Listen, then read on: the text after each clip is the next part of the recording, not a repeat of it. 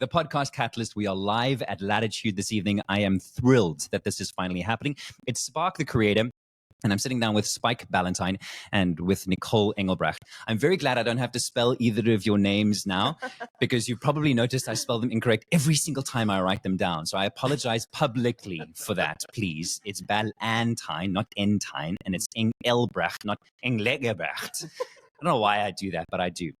So the podcast catalyst as a newsletter is really about creating community and being able to share experiences and learn from one another in what I feel is a fledgling space in South Africa as far as podcasting is concerned. So I'm really excited to have the both of you here in front of our live audience, because I know you have a wealth of experience and a number of years behind you that can help others figure out the space as they go.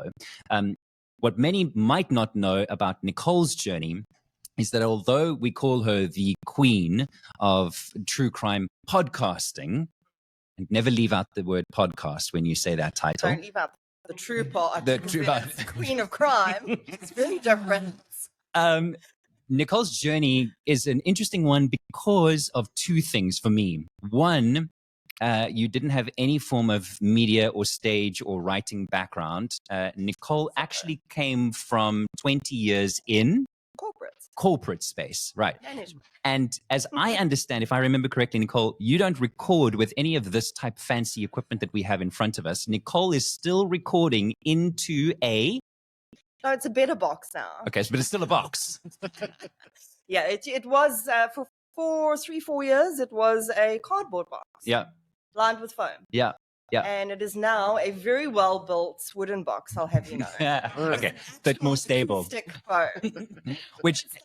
But I think what it goes to show is that, Nicole, you're achieving 100,000 downloads per month on your podcast, probably plus by now since the last time we spoke. But you're recording in an environment that is not what people think they have to have before they start a podcast. So we're going to touch on stuff like that, and then plenty other questions with regards to true crime podcasting and how you've developed your community. Spike, if I come to you real quick. Your background, I'll also be honest, it might age me, maybe it ages you more, I don't know. But your name for me is synonymous with 5FM because of Ian F. and Sasha Martinengo. And the two of them used to say Spike so often that I kind of feel like I know you. That's very kind. Yeah, it's a long time ago now, so yes, thanks for aging us. But, yeah, both. But yeah, I was at 5FM as a producer. I produced a number of daytime shows and a few chart shows as well. I ran their production for 4 years in the early 2000s as well, before branching out on my own. And was there ever an inclination for you to be in front of the microphone? Was there a time that happened? Yeah, sure. I was no good at it, but I had the inclination. Yeah. It was something that I tried my hand at. I did a few stand-in shows. In fact, my first stand-in was by accident for Darren Scott, who was doing the Drive show at the time. He did the 3 to 6. He had an outside broadcast. I was the engineer.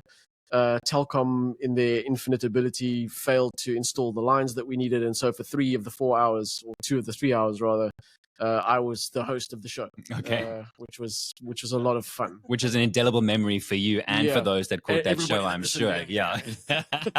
So then you've always had an interest in the production side of things. That has always been prominent for you. And I know there's some people in this room tonight that are very much inclined in doing the audio production side of things. So I know they're going to have questions for you a little bit later as well.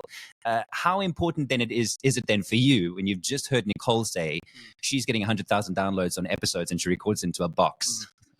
How does that make you feel? I'm disgusted. No, this is the beauty of podcasting for me, is that you can make do. You can use a wooden box to record your podcast and be successful at it. The thing for me is that there are a lot of things you can do to take a not professional setup or a relatively inexpensive setup to make it sound better. That's the one part of it. Nicole's the perfect example of that. And the other thing is, there's nothing in the podcasting universe that says you absolutely have to record in a studio. You have to have pristine sound. You have to have this great sounding environment. Because what podcasting allows you to do, because it's so engaging and because it's so authentic, you can contextualize for your audience where you are. You did it at the top of the show. We're live at the Latitude Hotel, so people get that we're not in a studio. So if it doesn't sound perfect, they're quite forgiving of it. So yeah, that's one of the great things about podcasting for me. And that's a very good point, though, to bring that contextualization in does allow for the audience to understand what's going on. Because sometimes we are expecting something when it's not delivered at that standard. We're like, oh, this is substandard. I don't want it. It's irritating to my ear. But if I've been given the reason or an explanation as to why, true crime, actually, there are a number of podcasts that will speak about this audio recording was done with a telephone. The audio isn't great. Listen through. And then they'll explain what it was thereafter. Nicole, so your production skills were zilch. How much do you do yourself up to this day now? How much of it is still your baby from start to finish? Everything. Wow. Yeah, so I taught myself everything from scratch. Audacity is nice and easy to learn, thankfully. Used a lot of YouTube videos, and thankfully or not thankfully for my stress levels, I am a horrible perfectionist and control freak. Okay. So that helped and hurts a lot.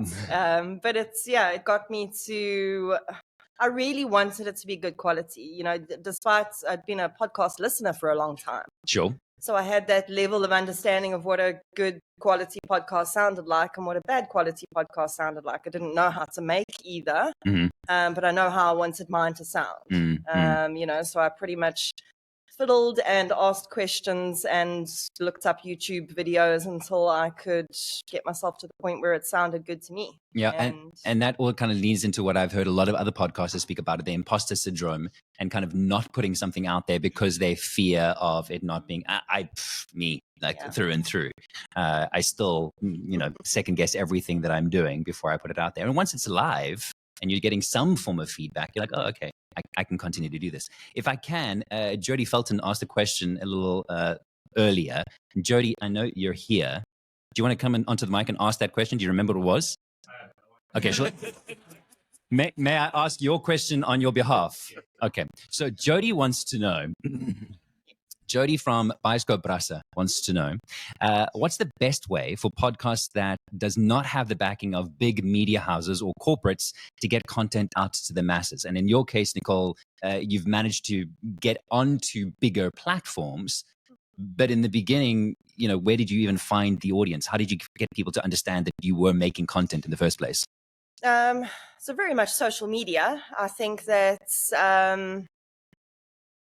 it's very much a reflective journey for me. I look back at things and see how they grew and sort of have to try and figure out how I got there. But it was very much a social media thing. And I think for my genre, it's very much, it's going to be the same for a lot of you guys as well. It's word of mouth.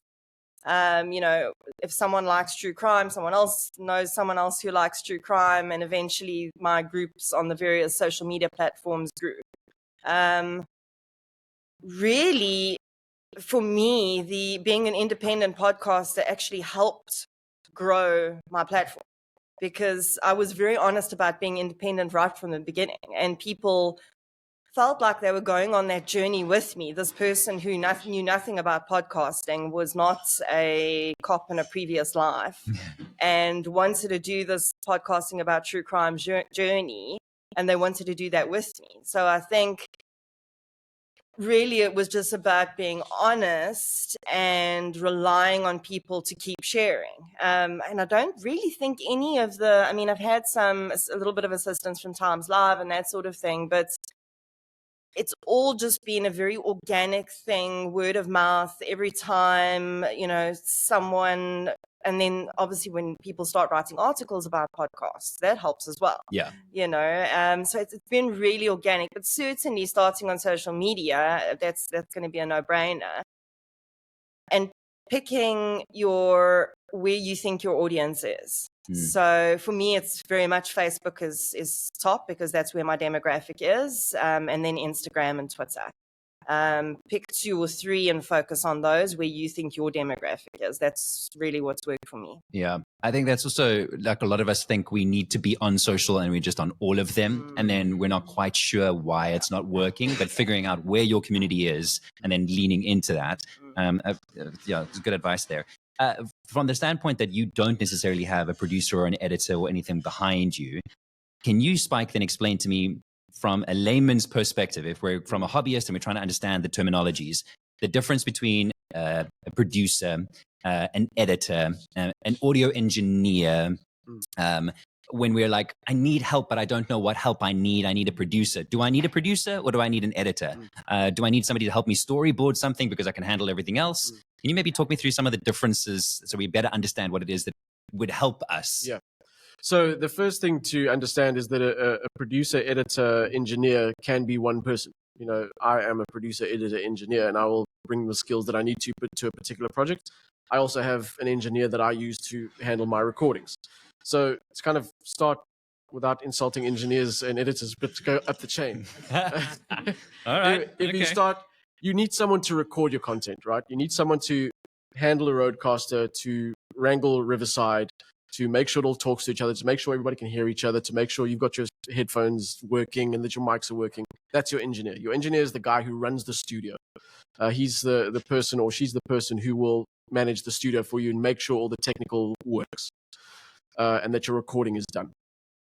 Once your recording is done, then you have all this audio that you need then to put into a podcast or shape into a podcast.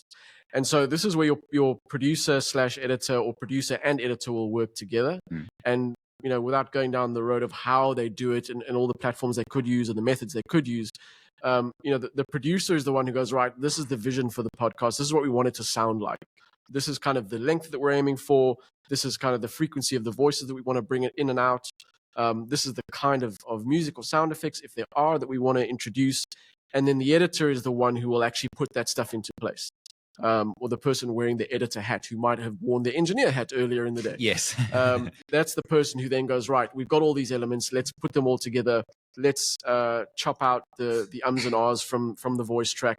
Let's structure the content in a way that so that it flows a bit better, because, you know, you might find in the course of an interview that at the end of the interview or towards the end of the interview, you kind of go back to a point that was mentioned in the beginning. So for the flow of the podcast, then you will move that piece to the beginning, you know, so it all lives together. And your editor is the guy that does that together with the producer who assembles the whole thing.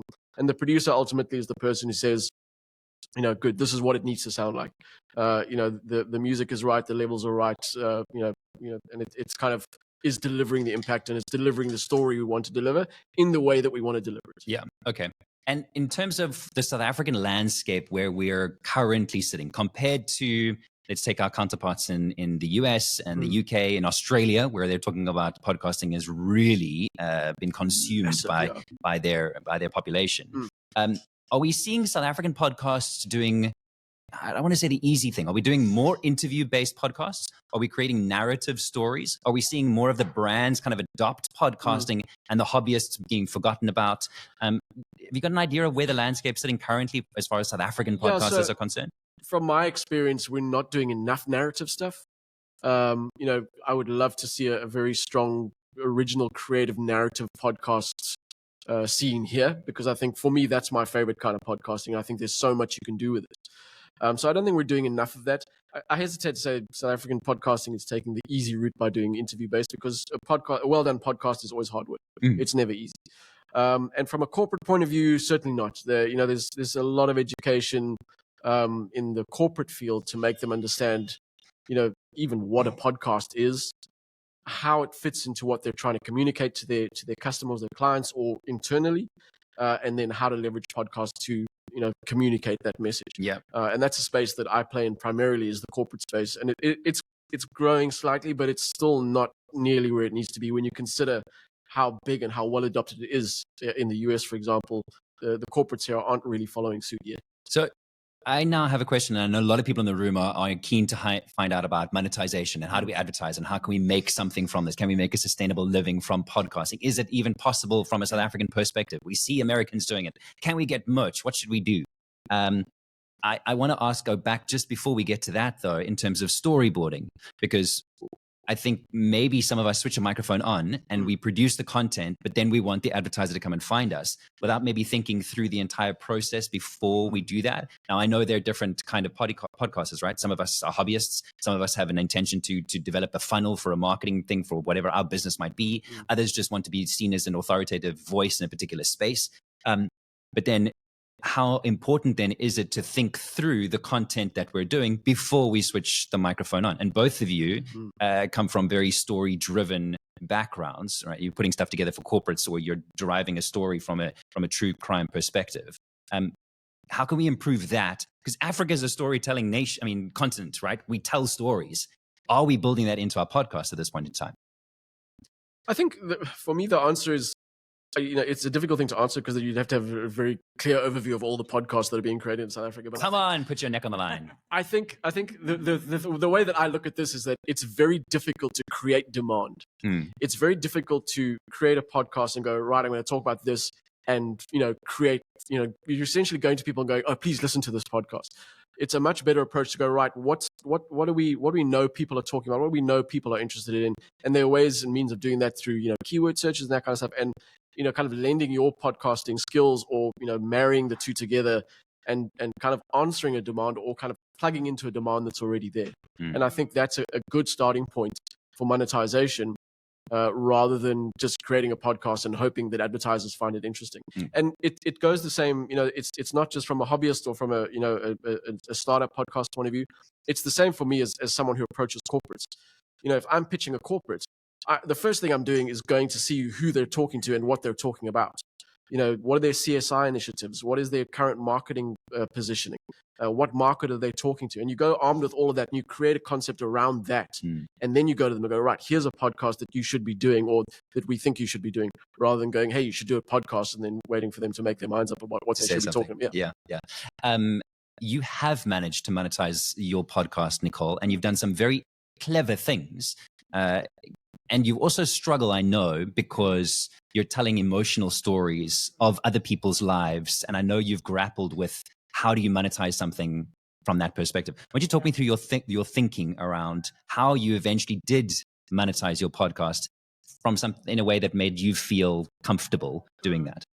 Sure. Yeah. So, I knew going into this that people did monetize true crime podcasts. That was, I needed to, as a creator, come to terms with how much value am I adding at what point that I feel it's okay for me to be taking money for doing this.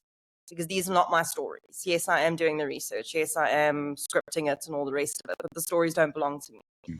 They belong to, people out there. And it took me a long time. A long time is relative, but certainly I didn't have any sponsors or ads for at least the first year and a half. Patreon, I only started because my listeners started asking for it. And I think that was an indication to me that I was building a community that was so bought into the journey that we'd all started on together to build this first victim-focused true crime podcast in South Africa that was going to do really good things, and thankfully has done some pretty cool things. Real world changes, bringing in leads on cold cases and trying to help find missing people and things like that. That when people started asking me, please, we want to be able to contribute to this journey financially, I said, okay, well, I'll open a Patreon, but I cannot promise you anything at the moment. The best I can do is a shout out on the podcast. Sure. So, I knew that if I was going to promise them an exclusive episode every month, at that point, I was going to fail every single month because it just was not going to happen. So I started out with the shout out and really got to about 200 Patreons in about 6-8 months, just giving people shout outs, which was incredible. And again, I think spoke to the community that had been created around the podcast. People certainly didn't want to give me their money. They wanted to give the dream of what we were building together the money. Okay. And then very much the same happened with sponsors. I had to by then realize that I had to pay for my time. I had left my job to do lots of different creative entrepreneurial things. The podcast was going to be a small part of it, and it had become a giant part of it. And I had to somehow pay the bills. So sponsors started contacting me. And it's I often get asked, how do you approach sponsors? And I know from my sales career how you should approach a sponsor, but I've never had to, which again speaks to these brands wanting to be part of this journey. And I think that can be created anywhere. It comes down to matching a brand. It doesn't matter what brand. My sponsors aren't all true crime related. I've got Dial a Bed. I've got all sorts of different people, It comes down to matching that brand's values with your podcast's values. And then, of course, Iona has been a big part of, ads, dynamically inserted ad campaigns. Francois has been fantastic with pushing True Crime South Africa on that. So it's all just sort of grown and spiraled. And then, of course, all the other strange and wonderful things like book contracts that have come off it. To your Iona point, there's a marketplace on Iona that does sales inside of podcasts, and many of us don't know about that locally. So, by the way, that's kind of how it works there. To your point with regards to creative endeavors, and Suleiman had a question for the Casual Dork podcast. Suleiman, do you remember your question, or shall I ask it for you? You sure? Do you want to come and read it? I've got it written here. No, you're cool. Okay. All right. I can't do Suleiman's voice, obviously, and I would never try. But he asked, what is your process when constructing an episode or starting a new creative endeavor? Now, just to caveat that, you've done some incredible stuff with regards to pioneering the podcasting space locally, because we've seen internationally companion podcasts happen, right? So a television show that goes out broadcast or digital, whatever the case might be, and then there's a companion podcast where you can get behind the scenes or speak to the actors, whatever the case might be. It wasn't being done locally until you started doing it. So that creative endeavor, to try and follow on from Suleiman's question, how did you get involved in that? How do you decide what you're going to do? What is the process about getting that creative episode or that project off the ground? So what's been pretty cool about all these little sorts of things that have happened is it's almost always been people who listen to my podcast who happen to work in these companies that go, I really love this podcast and I want to find a way to work with them. So that happened with Showmax. One of the creative directors at Showmax was a True Crime South Africa listener from the beginning, and she'd been following the journey and was really looking for a way to, when Showmax really started getting into the true crime space with Devilsdorp, to sort of partner up with True Crime South Africa in some way. So we sat and, went back and forth. And very interestingly, in my very early days, I had actually sent a random email to a Showmax address, which I don't think anyone ever found. It probably just is still wafting around in space somewhere, asking them if they would consider the idea of companion podcasts, and got no answer back. So I just carried on with, and then when Devilsdorp came out, their creative director said, well, what ideas do you have? How can we work together? And we came up with the idea of these companion podcasts that essentially delve deeper into the themes that are presented in television, because television is a medium very different from podcasting in terms of you can only cover a certain amount in an hour or 45 minutes or whatever it might be. So podcasting is really great for delving deeper into those themes and asking the questions that viewers might still have. So I think the question was, how do I approach that? And really for me, it's because I'm so passionate about the topic that I podcast about. It's about what would I want to know about this, and thankfully I do have, my brain works in weird little ways where I seem to think of things that a lot of viewers and listeners might not have realized they actually wanted to know until I started talking about it. And then that's actually quite interesting. I try not to, so when I'm approaching a project like that, it's very much what would I want to know about this? And I would hope that we're all podcasting about, subjects that we're passionate about. So that should apply to everyone. What would I want to know about, what this project is going to talk about? And then very much, there's the menial stuff of how many episodes is it going to be, and what format is it going to take? How much am I going to talk? How much is the guest going to talk? How am I, the really bad stuff, how am I going to get the guest here? Or am I going to do a riverside, or, however it may be? So there's those little bits and pieces. Really, I think with the companion podcasts, it's easier because I get to view those documentaries then beforehand, before they're released. And then I have very much a visual idea of where I want the podcast to go. And I think we can really do that for most projects. Once we've decided what we want to know from this project and what this project wants, what we want to achieve with it, we then work backwards. And how do we get to that input? Yeah, 100%. I'm going to open the floor in a moment and see if there are any questions from the audience. So this is your 30-second warning to start thinking about those questions, please. But while they think of those questions, Spike, along the lines of the amount of time and effort and work that goes into putting together a podcast, you onboard clients and maybe people that aren't in the space at all. Can you maybe mention a few of the things that you feel people are underestimating when taking on an endeavor like podcasting? Misconceptions, perhaps. I think the level of difficulty of doing it well is the main one. So people think, oh well, just get in a studio and record some stuff, and then just bang it up there and it's done. There's no consideration for the nuance and the skill that it takes to craft a good podcast. Even if it's just an interview, you need time and skill and effort to create that podcast, even something as straightforward as an interview. So I think the underappreciation of the effort it takes is the main one, and then that kind of melds into the amount of time that it takes. And so when you're pitching concepts, and particularly when it comes to costing them, they want to know why it's taking so long. And you say, well, that's because this is how long it has to take in order for it to sound as good as it does. And the other one is a fairly obvious one. The misunderstanding of the difference between podcast aggregators and podcast hosts. So you have to explain that Apple Podcast is not where you load your podcast to, and there's a fee for another thing that you need to, and that's Iono. And then you load the audio there, and then Apple sees it, and then magically it appears. And that takes a while for that to kind of, filter through to the understanding of how it works. Yeah. And then I think the last one is kind of a higher level one where all the extras in inverted commas that you need to put into a podcast in order to help its traction, in order to help its success. The social media aspect, the fact that you have to have a social media component to let a non-podcasting audience know that this content is there.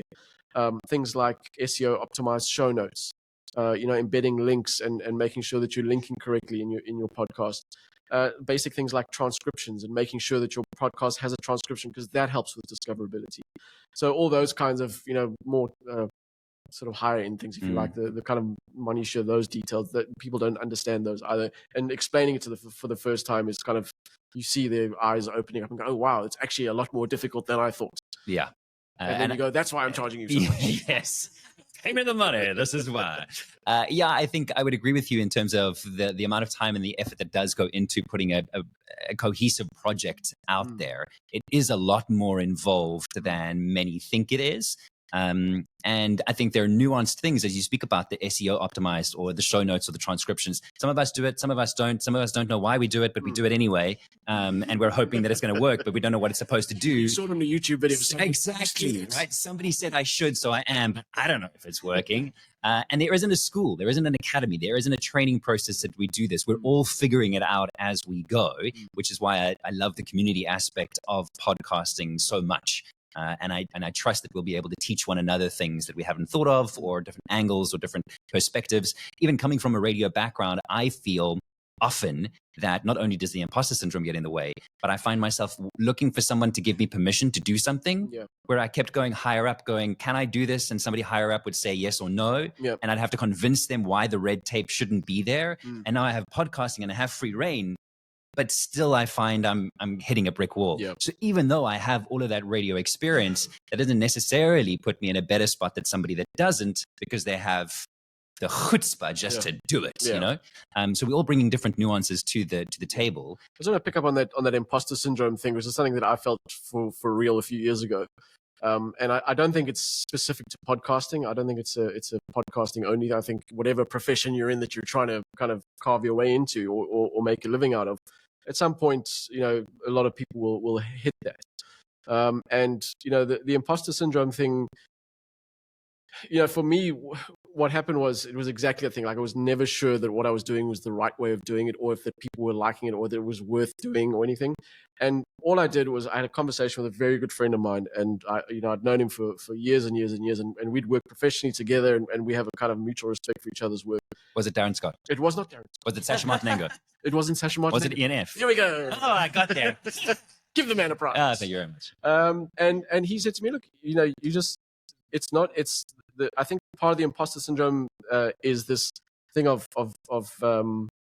not accept, of being a bit too, what's the word? You don't want to take the kudos for things. You want to be like, you want to be, sure, it was good, but it wasn't that good. You know what I mean? And I think it just takes time to listen to what the feedback that people are giving you, either directly by saying, wow, that was amazing, or that was really good, or you delivered something that made a difference, or just looking at your listener numbers. If your listener numbers are going up, you're doing something right. People appreciate what you're doing. Take it on board and go, cool. And don't be too shy to take the credit for doing a good job about something. And that really helped me get through that kind of thing of like, oh, well, maybe I'm not that good. Because if people are listening to what you're doing, you're providing them with value. Yeah.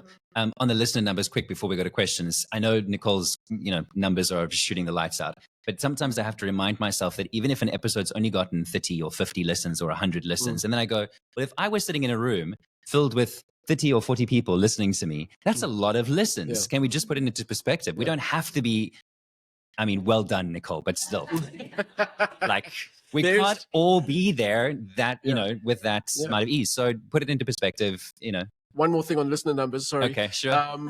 I wish I had the figures to hand. I delivered them in a talk not so long ago. But do yourselves a favor. Google Buzzsprout podcast success numbers. Okay. They did a survey of Buzzsprout. They had, at the time, a humongous amount of podcasts. And what they did was they measured the amount of downloads that the kind of top 10 in the top 10 categories that they did, and something like the top 70 or 80% of Buzzsprout's podcasts get like 30 downloads, and that's a successful podcast in Buzzsprout. Like the top 10% get 7,000 or whatever it is, and then but you have this huge number of podcasts that only get 30 downloads, and that's successful. That's 30 people, as you say, it's 30 people who are engaging with you and listening to you and appreciating what you're doing. So carry on. Don't get tangled up with the numbers too much. Yeah. And if we think about it, sometimes a classroom teacher can't even get 30 people to listen to them. Exactly. So we are doing a massive... They should try podcasting. Yeah, there you go. They should try podcasting. Now opening up the floor and opening up the audience. Are there questions? Anybody have something specific they'd like to ask for Nicole or Brendan? Spike, Ballantine, Ian F. Stories, Sasha Martinengo. Maybe keep those. It was so long ago. Please don't ask me this. Directly behind you. Do you want to jump on the mic? Yeah, go ahead. Do one of these. First of all, thanks for hosting this. Only a pleasure. Spike, Nicole, thank you very much. The question I'd like to pose to, I guess, all three of you is, I'm curious, based on your experience as South African podcasters or podcasting professionals, what are the challenges that you think are unique to South African podcasters as opposed to those in abroad? And if there's time, I've got a follow-up question to that, if I can be cheeky. Okay, cool. Who wants to go first? Do you want to... Yeah, look, I can speak to my particular genre. Certainly challenges in access to information and that sort of thing. I think as a country, I guess as podcasters, our biggest challenge is having a significant enough audience. And, we always talk about the data issues related to podcasts. But I think those are pretty much the only, electricity. You had to bring that one up. Come on. Always nice to have electricity. That I'm trying to think about in the true crime community, we have a really nice, we mix internationally. So I'm trying to think about the things that I've said to my international counterparts where they were like, huh? And mostly it's just load shedding.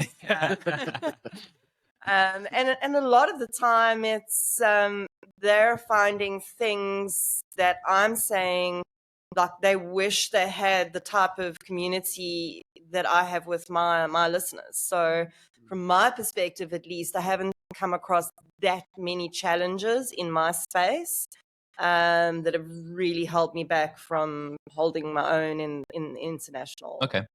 Okay, cool. I have a few, I think. I think you talk about the audience and the demographics and whether or not South Africa has a listenership. And I think we do. I think there is some education that needs to be done, top down, bottom up sort of situations, like what is a podcast? We're still kind of grappling with those as a nation of people. Whereas in the international markets, the US, the UK, Australia, especially those stats that are coming out, they're talking about so much of the population listens to podcasts. Clearly, they understand what that is and they know where to go to find it. They know what they want to listen to, right? So they've got those numbers. And then I think we're very fortunate that we have so many different languages in the country. But that also poses a unique problem, because now where do I find something that's in a vernacular language, or is the content that I'm producing in the language that I speak not going to be consumed because it's considered different or other from what could be? Interesting to see AI being able to translate things sort of almost real time. I don't know what that'll do for South African podcasts. So I find that maybe is a space that is an interesting one to explore. We've spoken about things like data costs. And then I always have the argument with, we watch videos and we watch TikTok and we watch Instagram. So why wouldn't we listen to something? So for me, I suppose maybe it's that we have a very large population that listen to radio, and radio has always been a way to get stories out there.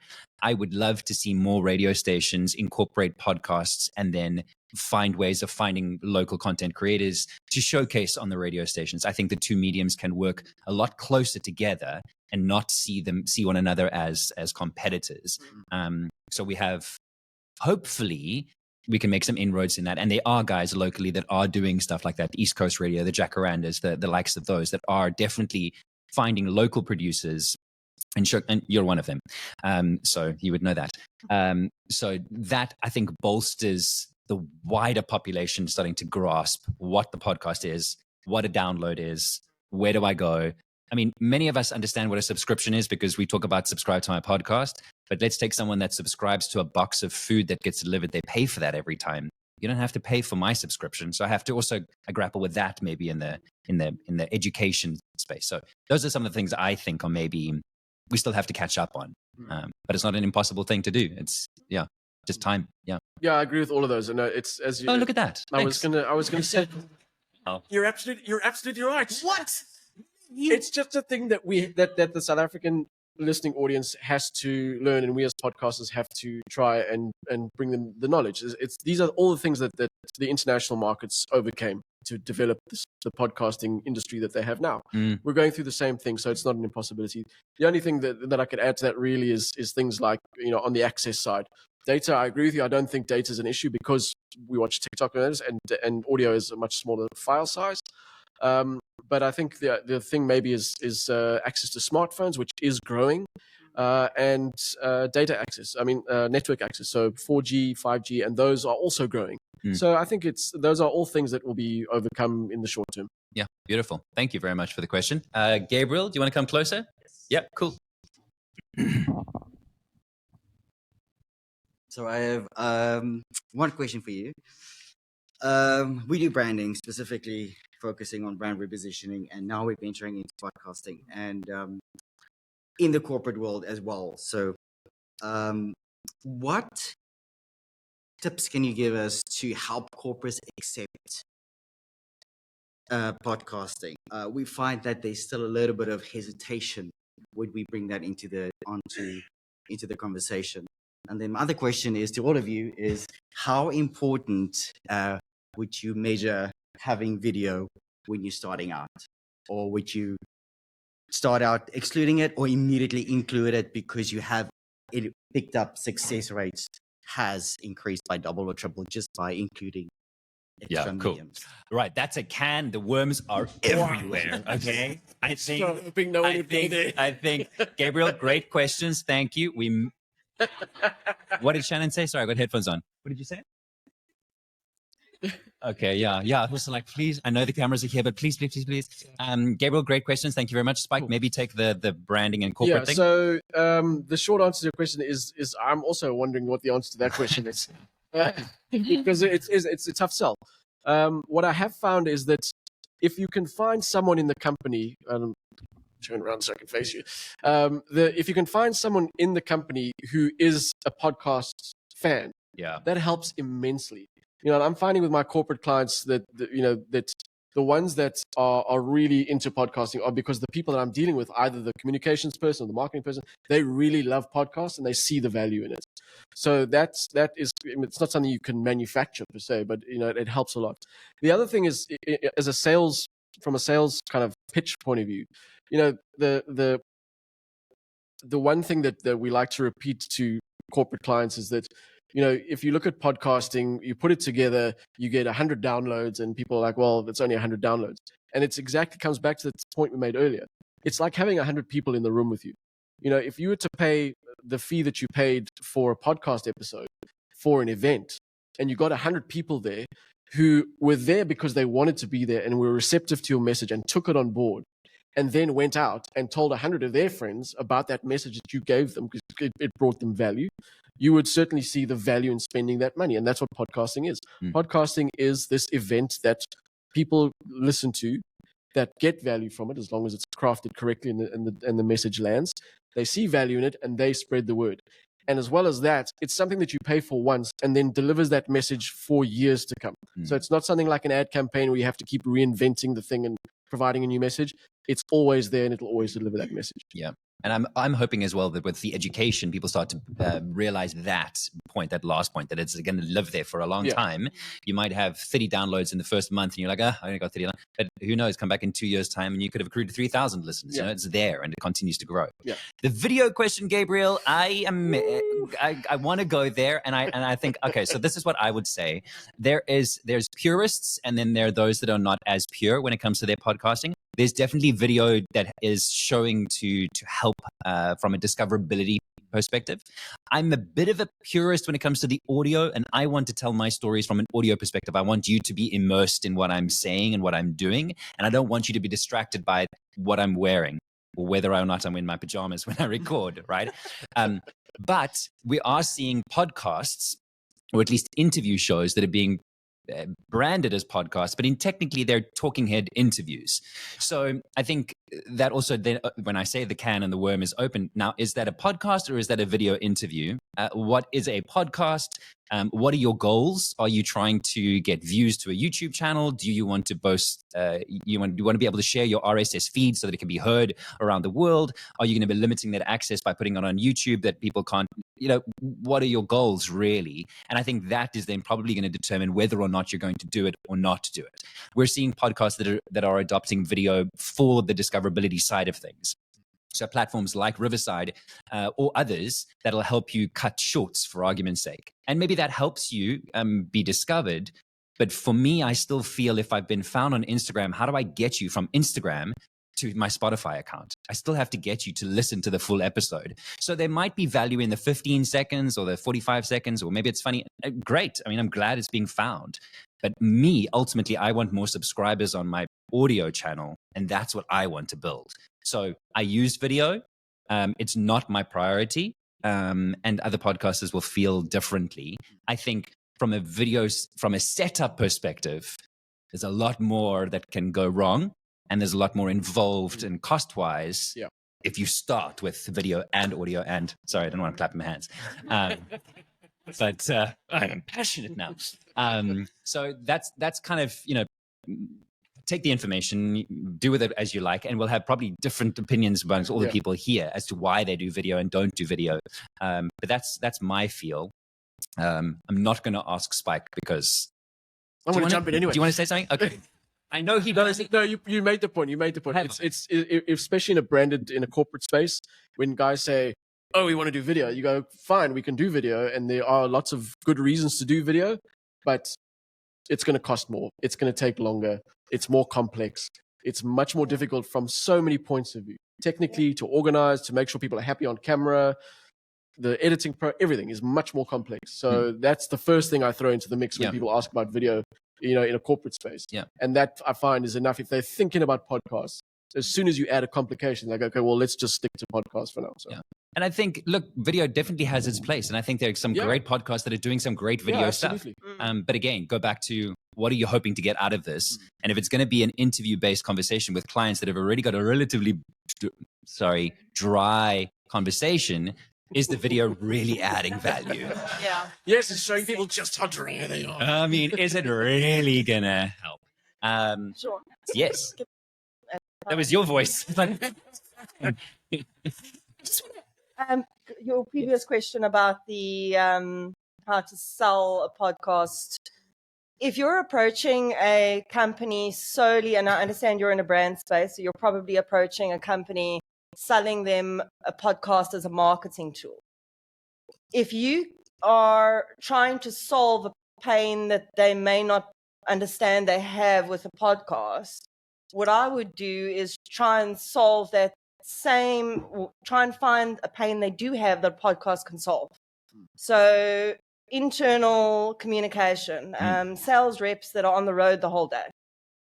They can have product manuals played to them instead of listening to Spotify or other podcasts. That could be a way to introduce them to the value that podcasts can add to the organization. Newsletters. Most employees don't read newsletters, but if they were given a 15-minute podcast, they might listen to it.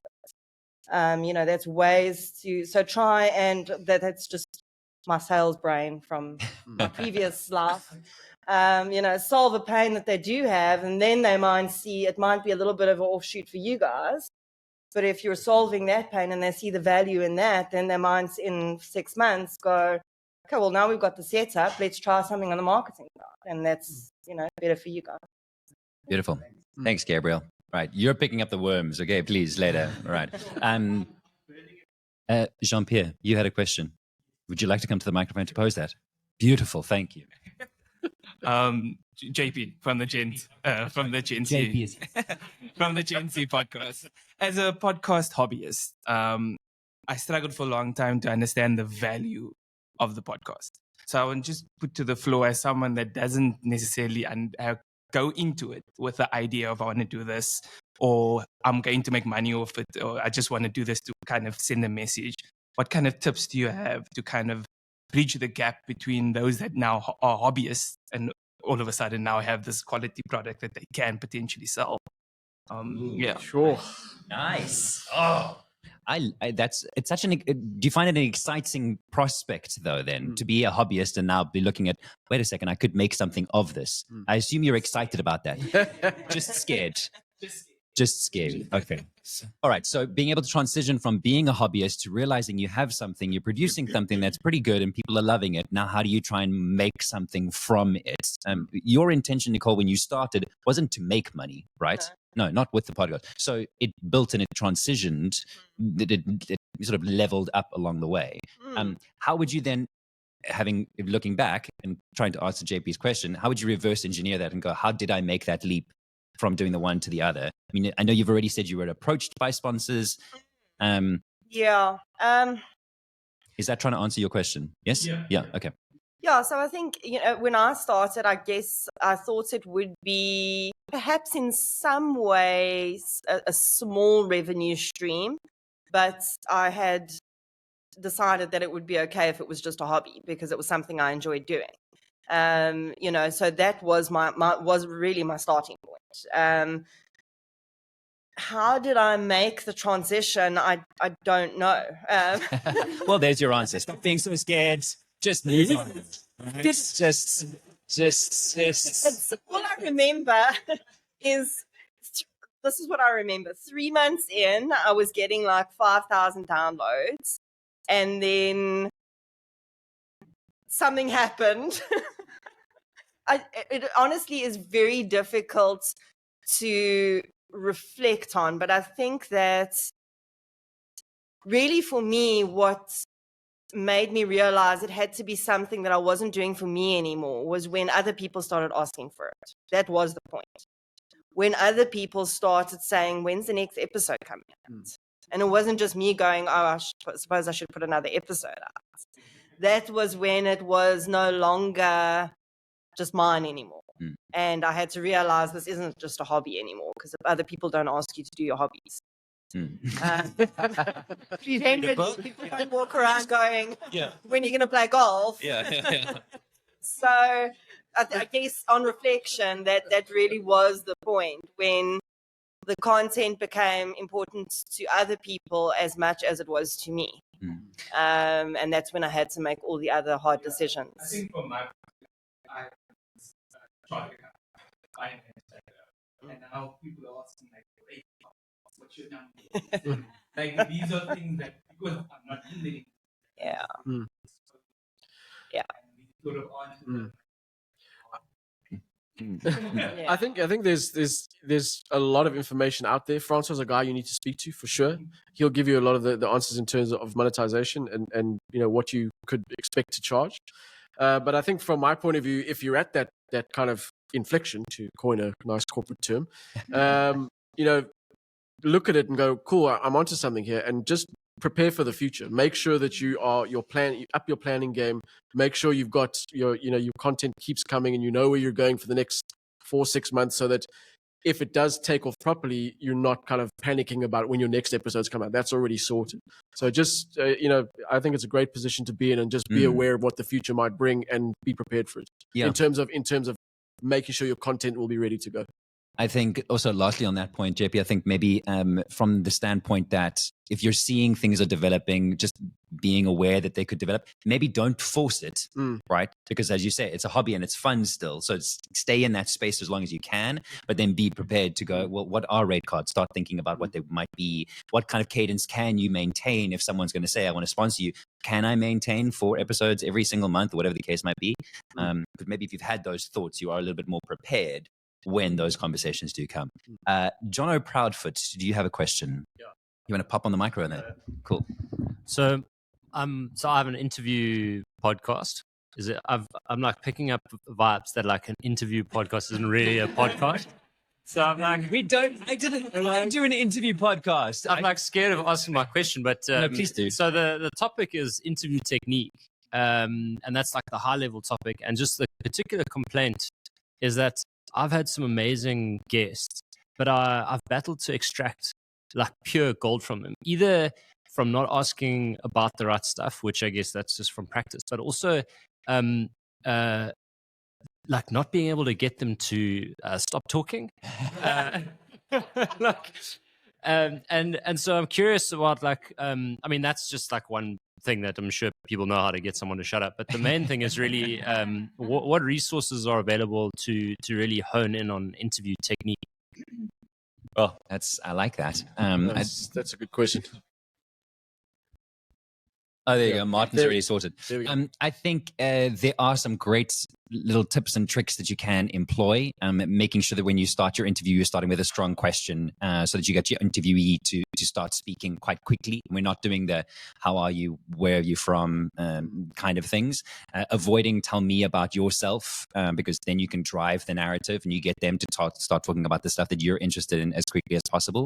And then making sure that those questions are as pointed as possible, right? Because if you've done your research and you're prepared and you've planned what you want to get out of the conversation, you can ask the question that gets that gem as quickly as possible. We've definitely done interviews where we speak to specialists or speak to very knowledgeable people that take a long time to explain themselves. Ask them to do it again. Ask them to do it again. I think we are a podcast, so we are allowed to pause. We are allowed to stop. We are allowed to do it again. It's not a live environment. I know your podcast at times is done as a live thing, right? And then it obviously saves you the not having to edit. So I guess you're probably trying to get around that as well. So my tips are always to be as planned and as prepared as possible, but flexible, so that you can lead the conversation back to what you want the conversation to be about. I think that's the one that comes to top of mind most. But yeah, happy to explore further. I don't know if you guys have got anything to add. Yeah, I mean, the only thing I would add there is that it's something that a project that I started a few months ago that I had no idea that this was a thing, but a researcher that I worked with said to me, sure, she'll handle the thing and then she'll do the pre-interview. And I was like, oh, what's a pre-interview? And apparently it's a thing where, you will get hold of the guest before you even record, just to kind of have a casual chat, just so they understand what it's about. Also to, particularly if you're recording online, so they get comfortable with the platform and so there's not nerves around that and then they kind of clam up. So that, it's worth spending for two reasons, it's worth spending time doing that. One is to make sure that they can actually use the platform and you don't have technical issues when you start.